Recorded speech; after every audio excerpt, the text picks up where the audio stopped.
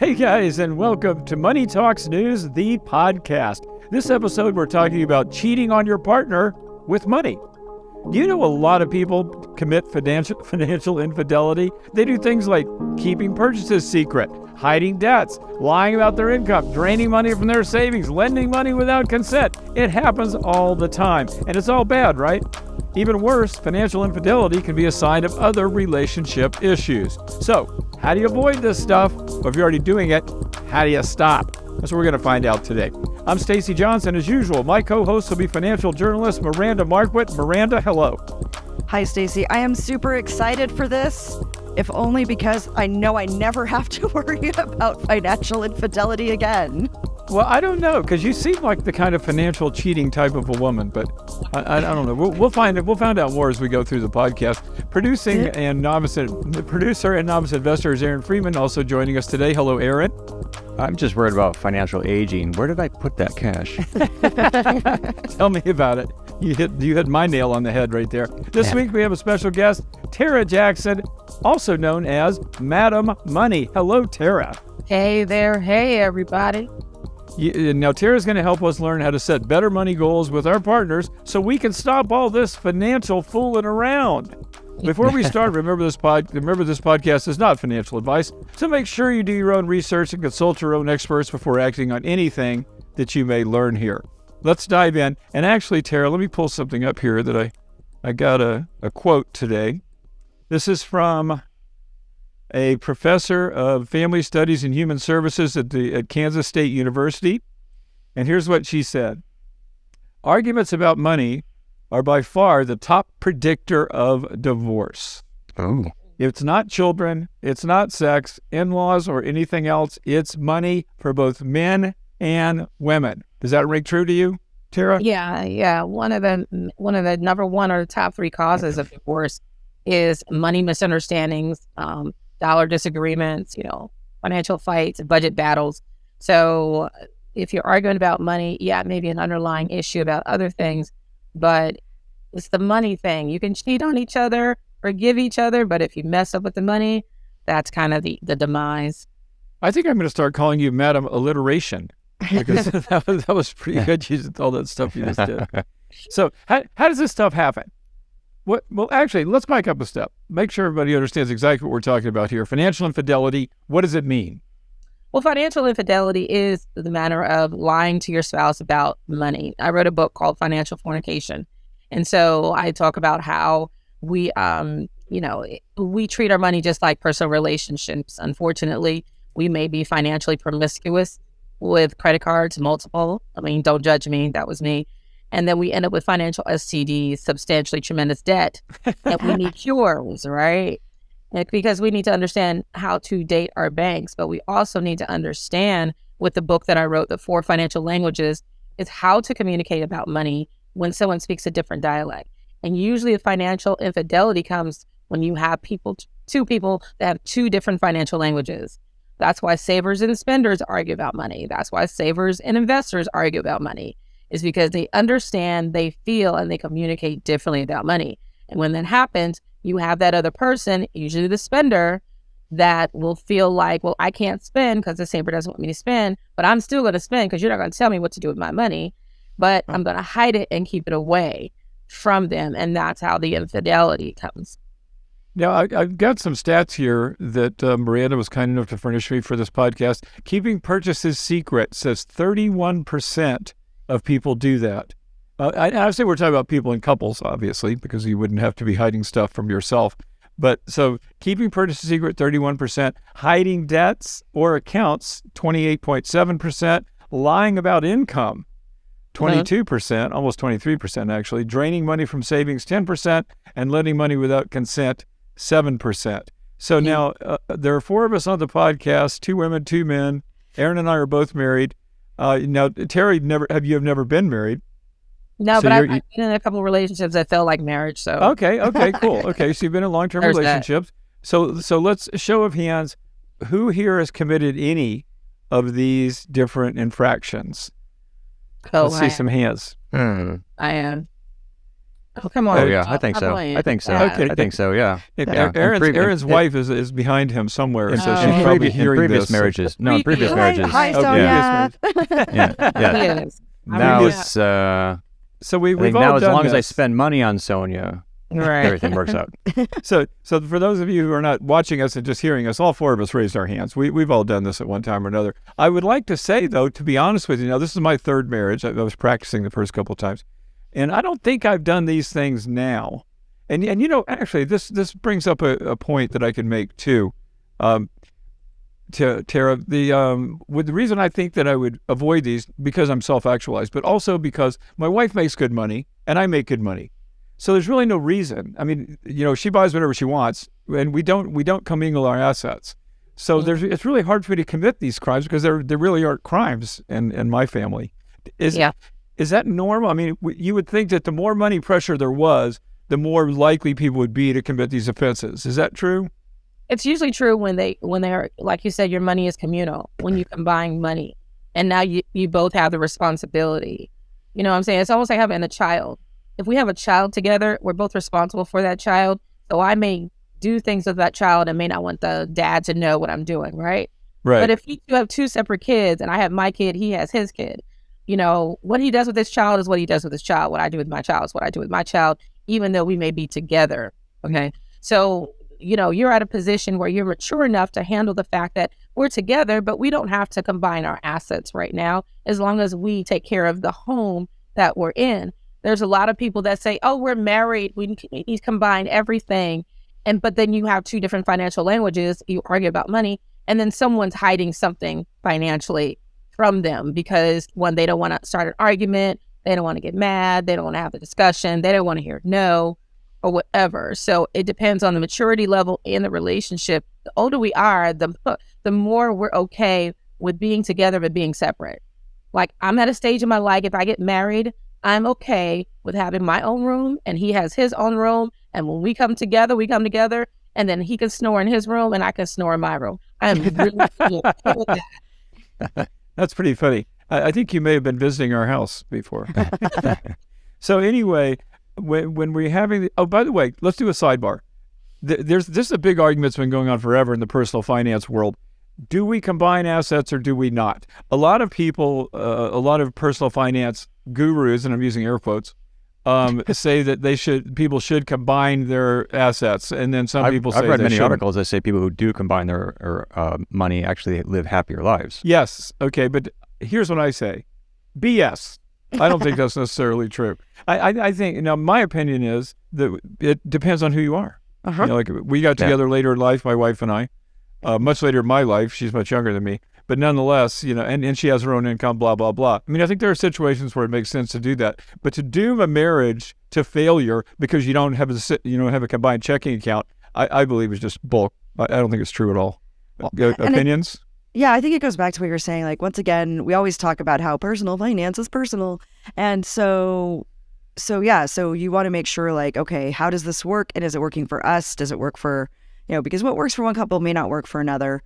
And I know that there are a lot of things like what Tarra was talking about. My kind of financial infidelity was probably more along the lines of when my ex-husband was like, I want to buy this expensive thing.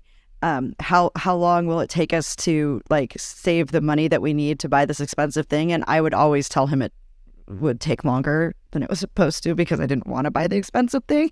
So if it would really only take 2 or 3 months to save up the money for the really expensive thing, I'd be like, oh, it's going to be like 4 or 5 months. And then I would hope that he'd forget about wanting to buy the expensive thing by the time that came around. And so that's, and I think, but I think. So you treated him like a child, basically, is what you're saying. Kind of. That's okay. That's how my wife treats me too. So, money came from her. It wasn't, this is what I'm going to do, is what can we do? So she was the warden of the wealth. She was the warden of the money. And that's usually when she's scared. When savers, especially savers, are scared because the spender is going to spend all the money, they become very controlling of it. Or they will have accounts that the other party doesn't know. That's where that lying or hiding accounts comes from. Savers are really good at that because they'll stash cash in an account that everybody else doesn't know, and they're always broke. So if you ask them, hey, do you have this amount of money? No, I have no money. But they're probably sitting on $2 million at another account that nobody knows about. And I never did hide accounts because I was very like open about like, okay, so, you know, this is my retirement account. This is my investment account. This is your retirement account. Here's your HSA. Like we were very, like I was very open about that. I just kind of fudged a little on how long it would take to do things. But I think it does depend. Like, you know, like you said, I think that communication though is key for the most part. Like, being able to talk about it and feel safe talking about it. How do you respond to this? Sorry, go ahead, Aaron. I'm sorry. No, I can see how money in relationships, the money can become weaponized too. I know couples where only one party does all the financing, and the other one doesn't know anything about it, and seemingly doesn't care. And I know another couple where the guy just randomly buys vehicles and brings them home, and without any thought about the overall household income. And I gotta imagine that would probably make the other party really angry and go, well, fine, if you're going to do that, I'm going to do that too. Next thing you know, you're on a downward spiral of debt. So I'm assuming those happens a lot with two spenders that will retaliate, because I'm a spender. So we will retaliate with money. That makes sense. You're going to buy that, then I'm going to buy that. And that becomes very dangerous. I'm not going to, I think this is from Dave Ramsey, but I'm not sure. So I don't want to criticize him without knowing for sure. But I think Dave Ramsey says if you don't combine your income, then you can never have a happy marriage. I think I've read that, and I vehemently think that is false. I have to agree. That's BS. Yeah, I think it is. But some people might say if you need to keep your finances separate, then you must be looking for an exit. You must be afraid the relationship. I mean, you're not all in. Basically, is what I'm trying to say. I've heard that. Yeah. And I don't think that's necessarily true either. I have a question then. So if there is a couple and they don't sleep in the same room, they may have different rooms, different bedrooms or whatever. Does that doom the relationship because they don't sleep in the same bedroom? It's funny you said that, and obviously the answer you're looking for is no, it doesn't doom their relationship. I don't know. I'm just looking for a perspective. Yeah, I don't think. Well, I get up in the middle of the night every night. I'm 67 years old. My wife is 44. So I get up in the middle of the night for obvious reasons, and then I can't go back to sleep. And I'm also partially deaf. So I get up in the middle of the night and I go to the other room and I watch TV until I fall asleep again. So now, does that mean my relationship's not strong? It does not mean that, because my relationship is awesome. So I think it's the kind of thing people don't want to admit to, that they won't sleep in separate rooms. But I think it's very common, and I don't think it damages the relationship. Here's my point: is that what works for some people may not work for me. It's just like the definition of wealth and prosperity, right? I'm not going to allow Dave Ramsey, Susie Orman, anybody to tell me what my wealth is going to be or what my prosperity is, because prosperity and success financially, or financial freedom, whatever, is going to look different than everyone else. Mine just may need to be access. Mine may need to be freedom. And I need this amount of money to do that. Okay, I may still have debt, but I can pay the debt. It depends on who you are and who you're married to. There are some people that, it's not that I don't trust you. I just need my separate money. We can combine household finances together. But you have yours, I have mine. It's not that I'm hiding it from you. You know that I have mine and you have yours. But as long as the lines of communication are open and people understand that we have outside accounts there, that's fine. A lot of people equate having outside accounts like having like a outside marriage or whatever. Yeah, it's like an affair. Yeah. I mean, you know what I'm saying? Because if that is what is going to make them happy, having an open relationship, that's on them. That's not for me. But it's not for me to say that you're wrong. Yeah. Well said, Tarra. That's why we have you here, because you're a genius. Now, I certainly agree that we don't need to listen to Dave Ramsey or Susie Orman, but I do think it's important that people listen and do whatever we say. I mean, those guys don't know. Those guys don't know anything. We know everything, though. Let's be clear. Let's be clear about that. We know what's up. Yeah. Now let me, but you guys, let me take a really quick break here. And then we're going to come back. And I want to talk about, if Tarra's up for it, how do we find financial deceit when it's in front of us? What are some of the signs? Let me do a quick commercial break, and then we're going to explore that. Let me tell you about our sponsor. It's TELUS. the first savings app designed for home buyers by real estate experts. With TELUS, your savings earn more in one day than up to 3 weeks in a traditional bank savings account. What's more, there's no stock or crypto exposure, no fees, and you can withdraw anytime. Visit moneytalksnews.com/TELUS to sign up. That's TELLUS. We'll also have links in our show notes. Use the code MONEYTALK and get a 5.5% APY for 7 days with a $125 minimum deposit. Okay, we're back. And Tarra, if it's okay, I just sprung this on you. We didn't talk about this in advance. Are there some signs that financial infidelity are taking place? And if so, what are they? If all of a sudden bank statements, you can't find bank statements or credit card statements, the person gets to them first. You normally, they come in and you see them, but you don't find them. If there are, check the trash. Sometimes they'll bring it in, hide it, and put in trash and put in the dumpster or whatever. The clothing, all of a sudden someone's wearing something new. Oh, I had this forever. No, you didn't. I've seen your closet. You know what I'm saying? If you ask them a question, they're very invasive about it. Well, I don't know. I don't know. We'll talk about it later or whatever. So the same signs, I always tell people the same signs is if you have a feeling that they're cheating on you, and you kind of feel the signs, it's kind of the same thing you're going to feel. It makes total sense. Financially. Yeah. You're just going to feel, you're going to have that gut feeling. They're going to act differently. They're going to be evasive about things. And so what they would normally be open to or wouldn't be a problem to have a conversation, now all of a sudden it's a problem.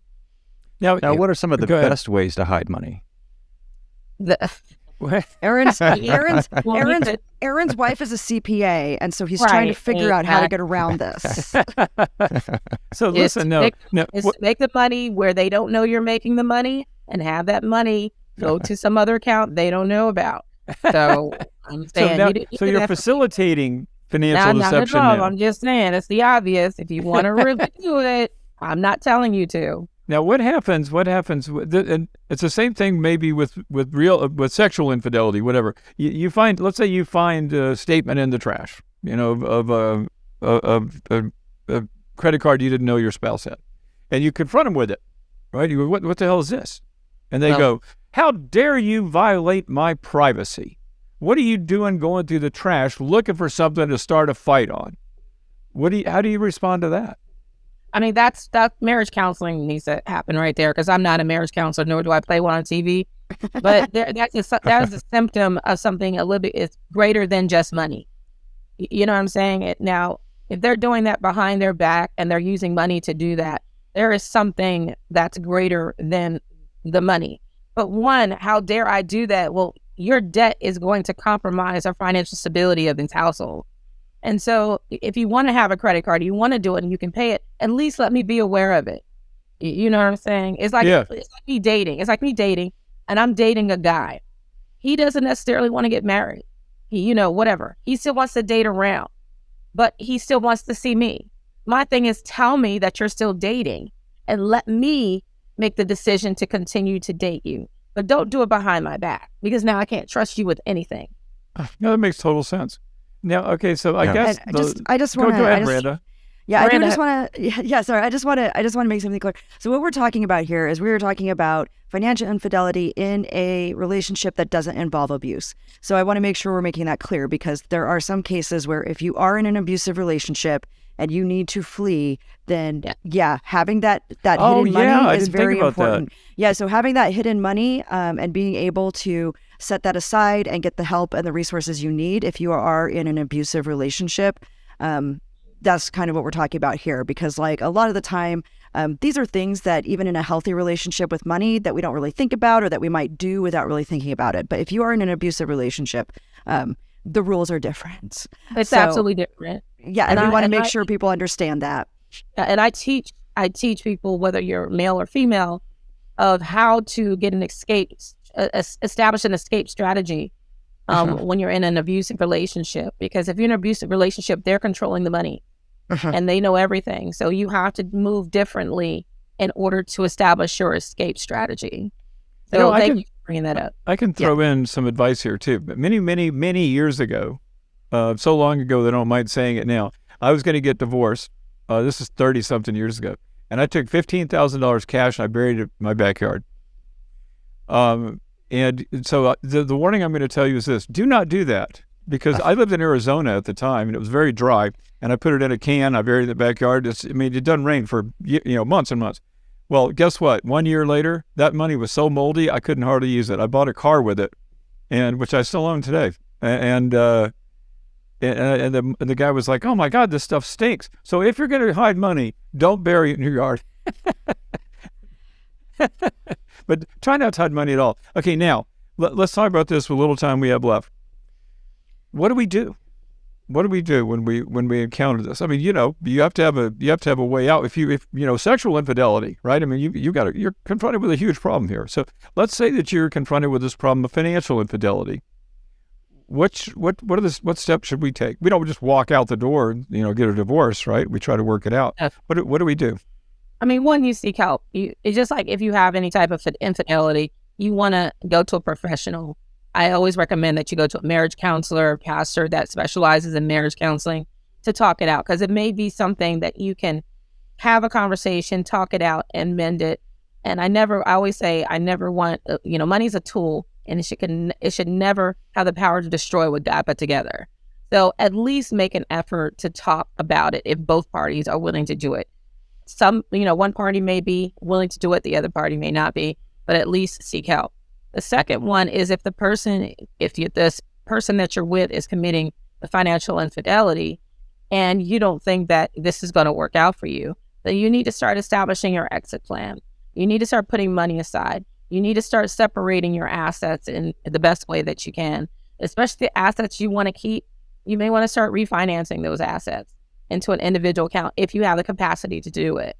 Or you're going to have to start letting some things go. So, if you know that person may be petty, because a lot of us are very petty financially. They call me Petty LaBelle, so I don't know. And so if you know that they're petty, just, you might have to let some things go. You might have to give up the fact that you're going to have to let the house go, but prepare to leave. So if you're really serious about leaving, there are some things that you're going to have to do to separate yourself from the other person financially, understanding how that other person is. So that's very important. But I always say yield first to trying to talk it out with someone that's a professional. Yeah, do you really think you have to go to a professional in every single instance? Let's say that I go out and I buy a motorcycle, okay, with money that I had kept aside. But I still love you. We're still in a relationship. I just screwed up. You find out because my motorcycle's in the driveway. Right. So then you come to me and you say, "Stacy, what the hell? What are you doing? You bought a motorcycle without even consulting me." And then I say, "Well, I knew you'd say no, Tarra. And, I just really wanted a motorcycle. And I've waited my whole life for one. And I didn't want to, I knew you'd love it once you saw it." What do you do then? I mean, I'm not saying that every situation requires personally. I mean, it depends on the severity of the situation. If this is going on, you did it one time and I forgive you. Don't do that. Don't do that crap no more, right? But if you do it and you perpetually do it and you do it and you do it, and I see that there's no end to it, that no matter what I tell you, how bad you make me feel, how concerned I am about our financial situation, and you keep perpetually doing it, something is wrong because you're not hearing me or respecting me enough to stop. And so do I want to continue in that type of relationship? Because of course, what you're doing there is indicative usually of other areas of our relationship. It may not just be money. Are you hearing me when I say that I don't like something, but you continue to do it anyway? That's a whole different thing. But if it's a one and done, or yeah, it's your money, but let me know, because we're sharing insurance. That's going to increase our insurance prices. Let me at least know. And if I do say no, what? You know what I mean? So yeah. What if I say, well, I can afford? What about this situation? Because we agree that the more acute the situation can become more acute with the less money you have. But let's say we both have plenty of money, like me and my wife. If I buy a motorcycle, she might say, "Well, you should have asked me first." These are rules that we should establish beforehand, right? No matter how much money we have, if I'm going to spend over $1,000, I should let you know first. Is that the type of thing you would recommend? That it depends. I mean, that's relative, because if we have a lot of money, it could be $10,000. If you do anything over $10,000, if you do anything over $100, it's very relative to your situation. But her concern may not be financial. Her concern is I don't want you to buy a freaking motorcycle because you're 60 something. And what if you get in an accident? Maybe she's concerned about your livelihood. Maybe she's concerned that's going to, where am I going to put my car now? Where are we going to put everything? Space. It could be, oh, now our insurance is going to skyrocket. And so now we got to pay for insurance. You know what I'm saying? So that's my whole thing is if you want to do it, let's talk about it. If I don't agree with it, let's talk about why I don't agree with it, because it may be more than money. By the way, I could tell from the expression on your face that there is no scenario in which you would have approved of me getting a motorcycle. I mean, literally, as soon as I said motorcycle, you were like, nope. Not unless you give me one. So just I already have a Harley in the driveway, so I already have a motorcycle. I don't need your approval, Tarra. And I don't think it would be forthcoming either if I did need it. So what other things can we do if we're almost out of time? But what other things can we do to get just being open and honest is really the key to every successful relationship and every facet of that relationship, isn't it? Yeah, I mean, it sounds to me like this. The conversation you guys are having is very important. Just on a first relationship, on a first date or a third date, but now you guys are getting to the weeds of like what happens if somebody's been letting this go for 10 years now into the marriage and they're really concerned. Is that something you'd get into the first 3 dates, Aaron or Tarra or Miranda? Is that how deep into money would you get in the first few dates? I don't know that if it's 3 dates, I don't know that I want to be with you long enough to have that conversation. Wait, you saying me personally? Anybody, it's only 3 dates. So I don't know. So you wouldn't be doing that. You wouldn't be talking about, are you a spender or are you a saver in the first 3 dates? I probably would because I wrote the book. I wrote the book, Financial Language. It's always a talking piece for me. But, we would probably have to establish that this relationship is going to move in a deeper relationship. We're going to, talk towards marriage. Well, if we're going to do that, and there are several things that we need to talk about. Health issues, what kind of health issues we have, money issues we have, family issues, because now we're combining our lives. So now it is appropriate. But if I'm just going on 1 or 2 or 3 dates, those are still superficial for me. Even 6 months is still a little superficial for me because we're still putting our best foot forward. And I honestly don't know what he's doing when he's not with me. And right. He doesn't know what I'm doing when I'm not with him. So it's when we decide to make the commitment or something stronger is when I would have those conversations. It makes sense. Makes total sense. What about you, Miranda? What's the you're a dater. Well, yeah, right. I don't date that much anymore. I was going to say, I'm assuming you're a dater. I don't know why I said that. I have arrangements. No, I think one of the things that I found entanglements. She has. I have situationships and arrangements. That's awesome. But I think so for me, a lot of it though is more about. So I have a couple different people that I regularly travel with, and so it's not really like the same thing as a romantic relationship. But once we decide we're going to do something together, like go on a trip, right? Go on a trip together or do something like that. That's when we have to start talking about, okay, who's taking care of what thing? How do we split our costs? How do we split the costs of different activities that maybe one person wants to do more than another? How do we do that? And how do we make that work? And I think once you start, as Tarra said, once you start doing things together, that's when you need to start saying, okay, what are our boundaries? What are our shared values? What are we working for together? And then what are the aspects that we can keep separate? So I actually have somebody here in town that we do a lot of things together that people would consider like couples things. Where like if there's an event I need to go to and I want to bring a +1, or like if his family is doing something and he wants to bring somebody. So we have a lot of those kinds of things. And so we actually have these discussions, like we have separate households, like he has his apartment, I have mine. We're not interested in moving in together. But we have these discussions about like, okay, I'm bringing you, you're my guest, so I'm going to pay for your ticket because I am bringing you and you are my guest. And then he's the same way, like, okay, I've invited you to do this thing. I will cover the costs for this thing that I invited you to do. And so, but we're very upfront about this, and like, and kind of pushing past that taboo where we don't want to talk about money is huge, because we still kind of have that in our society, that we don't want to openly talk about money and who's covering what and everything else. I would like for you to bring this poor bastard onto our podcast one day. I'd like to talk to him. Poor bastard. whatever. He is just fine. Right. He's amazing. Aaron, and the fact you're that people don't know him is even awesomer. That's awesome. Aaron, were you going to say something before we're done? Out of this conversation, is it fair to say the best way to align goals, if you guys are cross and not aligned, is to try to find out your goals and try to align those goals? Because I was a spender and I became a saver, through my wife, and a lot of that was aligning goals. And the conversations were about that, hey, what do you want to do? This is what I'd like to do. Do you want to do this? Well, this is what's going to take to get there, And to keep us from, strangling each other, we just are careful about how we spend. If we want to buy something, we just come to each other about, hey, I'd like to get this. What do you think? And stuff like that. So Aaron is doing everything that I teach in my book for financial languages. So he's fiscally bilingual. So kudos to you. Wow, that's a nice label. You are a spender that has learned how to speak and respects the language of savings. And so you can speak savings to your wife even when you want to spend something when it serves you. And so you made that part of your dialect, a part of your life, which is awesome. Good for you, Aaron. Yeah. Yeah, it was through a series of conversations. I mean, it wasn't easy in the beginning, I like spending money was part of your character, When I got married, my wife said, girls just want to have fun. Are you in or out? And I said, I'm in, baby. I'm in, baby. And I'm still in 10 years later. Okay, now, Tarra, summarize our topic today. I'm sorry I kept pulling us off topic. Summarize our topic today. Last thoughts on what to do with financial infidelity, how to avoid it, and what to do if it happens.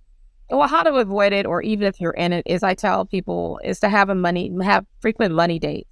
And money date is not just sitting at the table talking about your bills and all of that. It's actually going out, having fun, do dinner and a movie. If you are married or whatever, you have physical, sexual relationships, or you just want to cuddle or whatever. The reason why, and I talk about chakras, and people don't understand the importance of chakras, but it opens you up because now when you're intimate with each other or you're romantic with each other, you're more compromising and open to hearing one another, right? So you want to get in there and you want to talk about your financial goals. That's what Aaron said, is we want to find out if our goals are in line. And if there are goals that are in line, what do we need to do to get to those goals?